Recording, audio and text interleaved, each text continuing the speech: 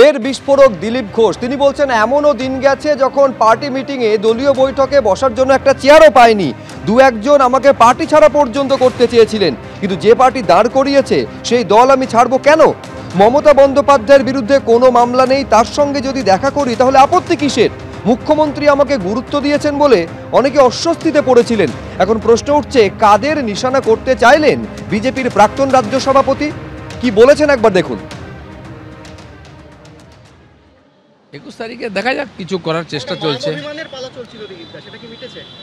মানবাভিমান পার্টিতে চলতে পারে না। পার্টি আমাকে কোনো দায়িত্ব দেয়নি, সেটা 1 বছর হলো। এমপির আগে পর্যন্ত তো 24 পর্যন্ত আমি কেন্দ্রীয় সহসভাপতি ছিলাম। তারপর নির্বাচন হলো, আবার বাংলায় নির্বাচন আসছে, সেই জন্য পার্টি যদি মনে করে আমাকে যা দায়িত্ব আমি সেটা করবো না। একবারই তো ওনার সঙ্গে দেখা করলাম আমি।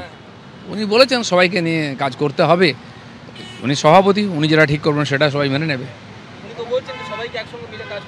উনি বলে দিয়েছেন, সেই হিসাবে অনেকে উৎসাহিত হয়েছে পুরনো কর্মীরা। এর আগে থেকে আরও অনেক ঘটনা আছে। পার্টির মিটিং আমাকে চেয়ারই দেওয়া হতো না, আমি তো কাজ করেছি, আমি পার্টি ছেড়ে চলে যাইনি। যারা আমাকে পার্টি ছাড়াতে চেয়েছিল অনেকজন, তারা খুব চেষ্টা করেছিল। দিলীপ ঘোষ ছাড়বে কখনো বলেনি। যে পার্টি দাঁড় করেছে পার্টি ছাড়বে কেন? পার্টি ছাড়িয়ে নেওয়ার চেষ্টা করলে তখন লড়বে।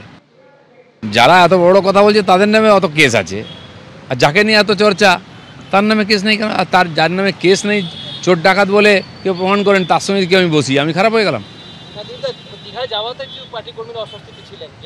কর্মীরা নয়, কিছু লোক অস্বস্তিতে ছিল। সমস্যাটা ওটা যে মমতা ব্যানার্জি আমাকে এত গুরুত্ব দিয়েছেন কেন? এখন দিলীপ ঘোষের এই বিস্ফোরক মন্তব্য সামনে আসার পর বিরোধী দলনেতা কি বলছেন দেখুন। আমি বলি না,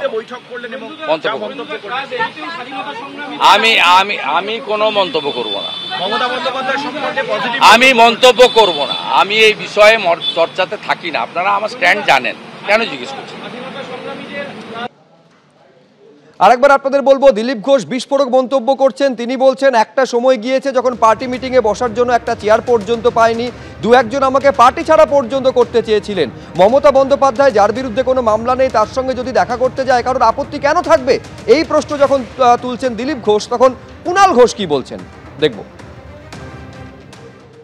না, তো দিলীপ ঘোষ যদি যেটা বলেন যে বিজেপির বহু নেতা তারা আমাদের মাননীয় মুখ্যমন্ত্রীকে লক্ষ্য করে একেবারে তথ্য প্রমাণহীন কুৎসা করে যায়, তো সেখানে দিলীপ ঘোষের যেটা মনে হয়েছে, এবং তিনি তার দলের বিরোধী দলনেতা এবং অন্য যারা রয়েছেন তাদের সঙ্গে সহমত পোষণ করেন না, তো তিনি সেইখানেই বলেছেন যে মুখ্যমন্ত্রীর বিরুদ্ধে যেহেতু কোনো মামলা নেই, আর মুখ্যমন্ত্রীর সমালোচনা বিজেপির যারা করেন তাদের বিরুদ্ধেই বহু অভিযোগ রয়েছে, তো দিলীপ ঘোষ যেটা মনে করেন, তো দিলীপ ঘোষ সেটা বলেছেন।